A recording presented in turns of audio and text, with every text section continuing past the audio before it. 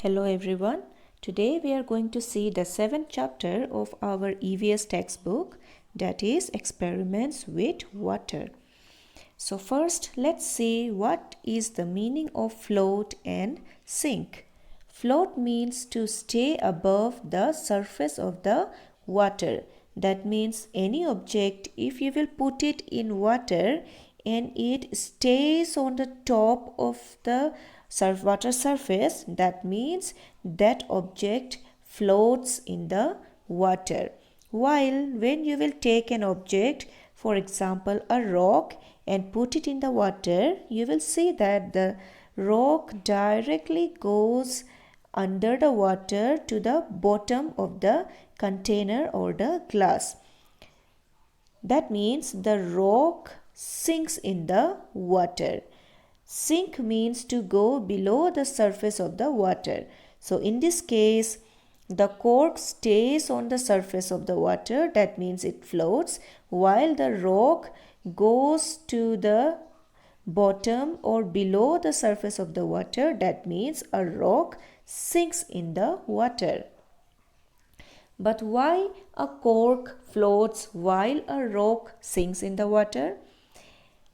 An object floats on water when its weight is less than the weight of water displaced by it.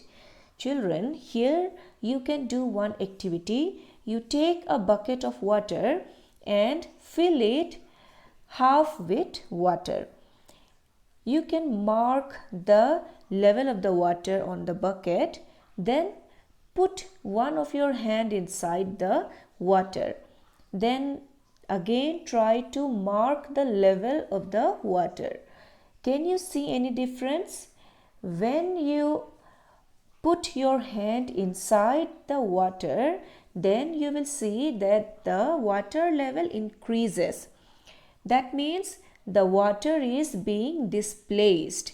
So every object displaces water, but when the object's weight is less than the weight of the water being displaced by it, then that object will float on the water. That means lighter objects tend to float on water, while an object sinks in water when its weight is more than the weight of water displaced by it. That means even if that object is very small, like a piece of rock or a marble or a coin also, if we will put it in water, the weight of the object, the rock or the marble or the coin, is more than the water being displaced by them. That is why, since the object is heavier than the water being displaced by it, that object will sink in the water. So you should remember why an object floats on water, because its weight is less than the weight of water displaced by it, while an object sinks in water when its weight is more than the weight of water displaced by it. Here we have a table. So let's see what happens. Empty bowl or katori, if we put in water, then what happens? This column you can fill by yourself what you think will happen. And here let's see, when we did it, then what happens? So an empty bowl sinks in water. Tick mark means it floats in water and cross mark means it sinks in water. So empty bowl sinks in water. After putting in 4 or 6 to 7 small pebbles one by one, then also it sinks in water. Iron nail or pin, it sinks in water. Matchstick floats in water. Empty plastic bottle with its lid closed floats in water. Bottle half filled with water, it also floats on the water. Then bottle full of water, it sinks. Then aluminium foil from medicine packaging. You see children, whenever we take some tablets or capsules, it comes in an aluminium foil. So you can take that aluminium foil and open and spread it out. Then what happens? It floats in water. Then you press it tightly into a bowl and then we will see it sinks. Then make it in a cup-like shape. Then again it will float in water. Then take a soap cake. It will also float on water surface. Then soap cake on a small plastic plate. It will sink. Then a piece of ice. Again it floats on the water. So now you see and try to compare what you guessed before doing it and what you saw when we did it. So you can compare your answers in this as well as this. Here you see the liquids which do not mix with each other are called immiscible liquids. Here you can see an example. Or you can also perform one activity. You can take a glass of water and pour few drops, or you can pour few milliliters of oil on it. Then what do you observe? You can stir it with the help of a spoon also. Then again, after stirring it for some time, what do you observe? You will see that as many times or as much long as you try to stir it, then also after you take out your spoon, you will observe that the oil and the water never mix with each other. They will form two separate layers. Just like here, syrup, water and oil. These three liquids do not mix with each other and they make three distinct or different layers. Such type of liquid which do not mix with each other are called immiscible liquids. Whereas if you take alcohol and a glass of water and try to mix them, you will see that the alcohol and the water easily mixes with each other and do not make this separate line. Same will be in the case of milk and water also. One more interesting thing here you can see is here this plastic block. If we will compare it on water, in the water it is on the surface. It is not at the bottom of water, it is on the surface.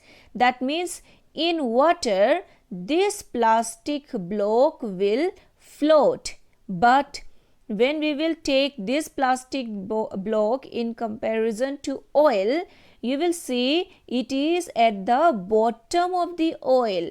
So if we will ask what happens to plastic block in oil, it sinks in oil, but in water the plastic block is floating. Next is how to make a raw egg float. Like this picture, you can take a transparent glass of water, then put an egg in it. You will see the egg settles at the bottom. That means the egg sinks at the bottom of the water. Then what can we do to make this egg float? We can simply take some salt and put it inside this glass of water. If we will put enough salt, slowly you will observe that this egg, which was initially at the bottom, will start floating in this salty water. Children, have you heard about Dead Sea? All oceans and seas have salty water. The saltiest of all is the Dead Sea. How salty? You can imagine 300 grams of salt in 1 liter of water. Would you be able to even taste such salty water? Of course not. It will be too bitter. Interestingly, even if a person does not know how to swim, she would not drown in the sea. She will float in water as if lying down on it. So, here you see, if the water is salty enough, then the things or objects start floating on it. Same is in the case of Dead Sea. Dead Sea is so salty that if we try to jump in it, after some time we will come out on the surface and we will float on the surface. We will not drown in it. Unlike the pond and lake with fresh water, if there is a pond or lake or river nearby you, you will see that if we will go in the water, we will sink or we will drown or we will go under the water. But it is not same in the case of Dead Sea. In the Dead Sea, we will not go under or sink in the water, but we will just float on it. So, why does it happen? It happens due to the presence of salt in the water. So, how can we make something float in the water? We just have to add enough salt in it and automatically the object will start floating. Then, what dissolves and what not?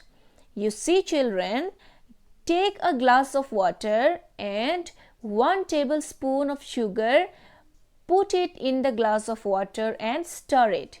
What happens? After some time you will see that the sugar or salt completely disappears in the water. Substances that dissolve in water are said to be soluble in water. Example, sugar, salt, etc.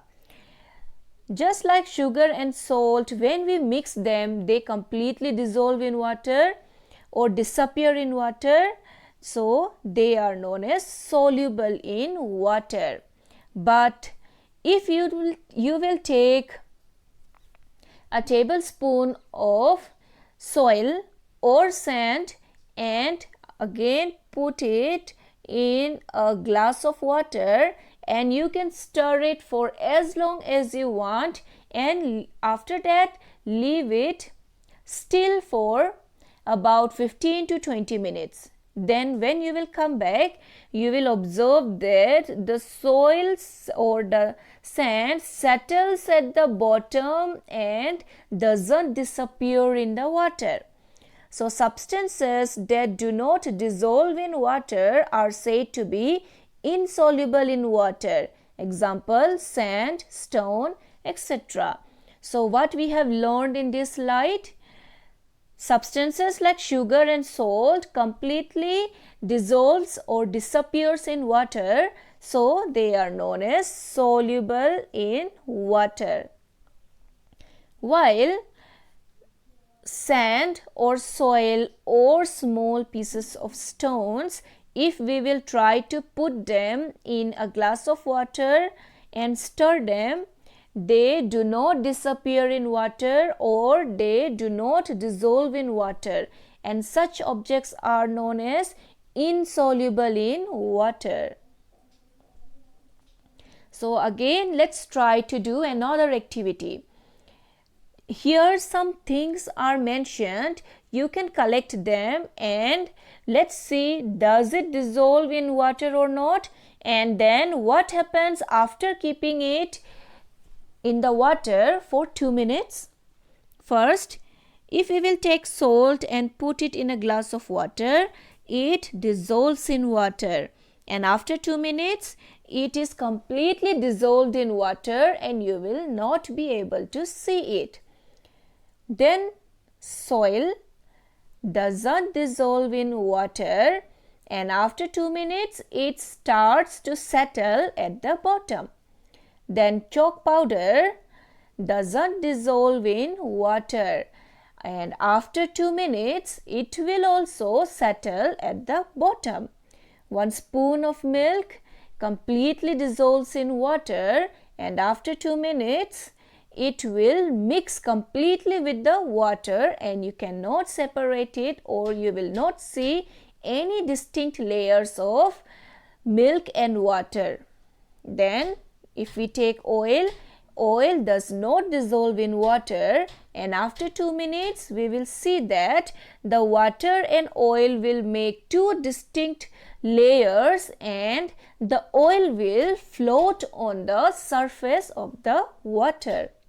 Topic we will see is evaporation, the process of conversion of water or liquid into water vapor or steam, that is gas, is called evaporation. Here can you see a gas or foam coming out of a boiling water? That is nothing but the process of evaporation taking place. The salt is obtained by the process of evaporation. You see children, the salt that we take or eat or mix or use in cooking of our food, that is obtained by the process of evaporation. So here can you see, this is the sea, and here at the seashore the process of collection of salt is taking place. So how salt is obtained from the seawater? The seawater is collected into shallow beds dug in the sand. Here can you see, these small squares are the shallow beds made for collection of salt. Water is allowed to dry in the sun. So this seawater is collected in these small shallow beds on the sand, and then the water in these shallow beds are allowed to dry under the sun. After the water dries, the salt remains on the ground. Slowly, due to the sunlight, the water starts to convert, the liquid starts to convert into the steam, and the salt which was present in the seawater is left behind, and you can later on collect this salt.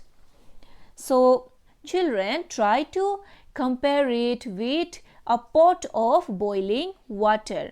You can take the help of your parents to do this activity.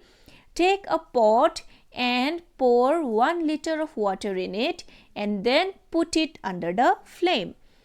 After about 20 to 30 minutes, again you go and observe the water. You will find that initially the level of water is higher, but after letting it boil for some time, the level of water slowly goes down.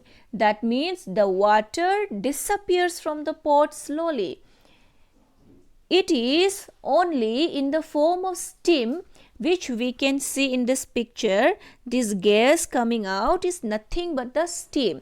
Here the liquid water is converted into gas or water vapor. The same process takes place in the formation of salt.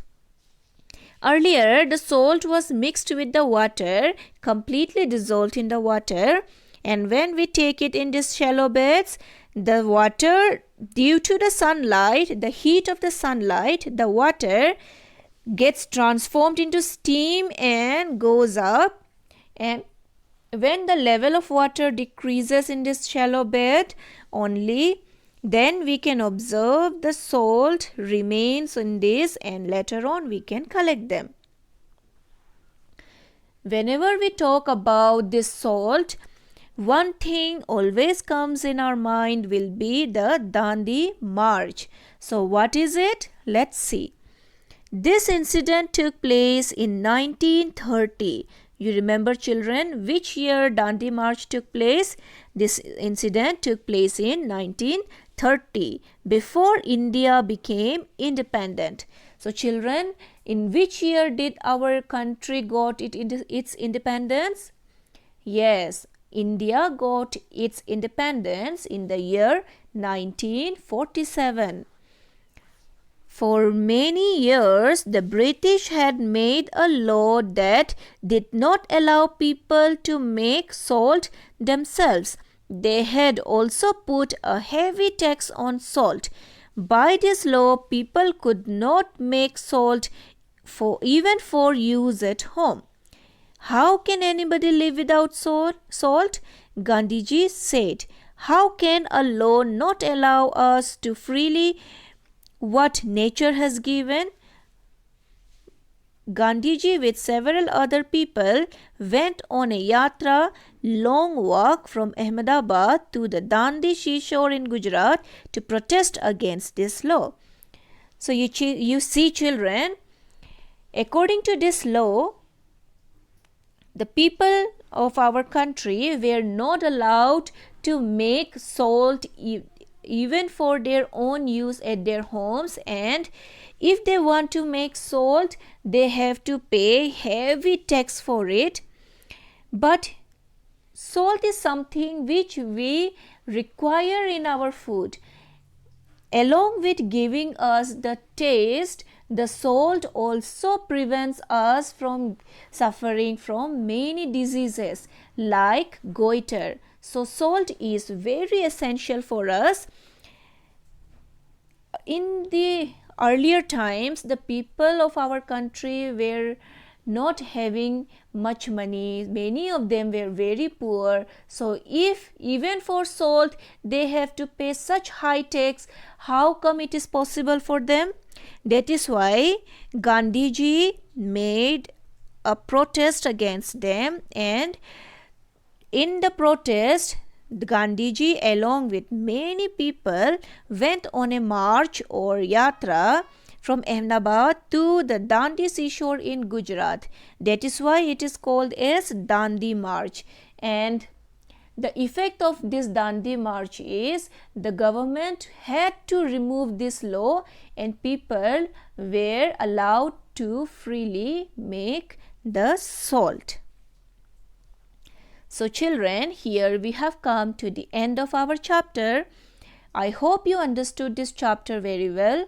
In this chapter, we have talked about various processes like floating, sinking, dissolve or soluble in water, not dissolve, undissolvable or insoluble in water, and the process of evaporation and how salt formation takes place. We have also seen about the incident of Dandi March. So I want all of you to go through your textbook once so that you can grasp each and every point very clearly and easily. Thank you.